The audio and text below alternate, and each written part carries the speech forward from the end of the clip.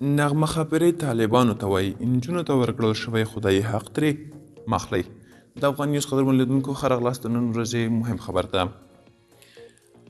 د افغانستان وتلې سندرغاړې نغمې له طالبانو غوښتنه کړې چې نجونې ښوونځیو ته پرېږدي او خدایي حق دې ترې نه اخیستل کیږي.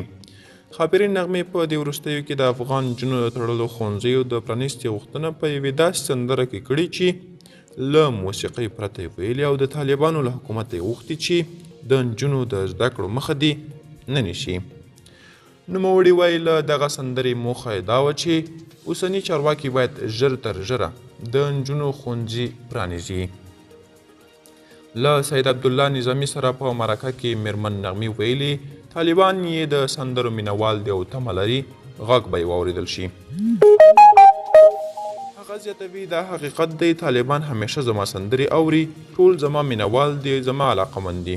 موسیقي داسې یو شی دی چې هره ټولنه ورته ضرورت لري، هر انسان هر زړه ورته ضرورت لري او دوی زما مینوال دي. د دوی په ترانو کې چې زه دا اوس وینم ټول زما د سندرو طرزونه دي، نو که دوی سندرې نه اوري نو د طرزونه یې څنګه او له کوم ځایه زده کړي دي. هغه وایي د نجونو د زده کړو لپاره به د خپل هنر له لارې کمپاین ته دوام ورکړي. میرمن نغمه وایي د امنیت او ټیکاو په برخه کې د طالبانو هڅې د ستاینې وړ دي، خو پر میرمنو لګول شوي محدودیتونه به افغانه ټولنه شاتګ ته اړ کړي. د افغان نیوز قدرمن لیدونکو دا و د نن ورځې چمتو شوی ویډیو تر بیا ښې چارې ښه وخت.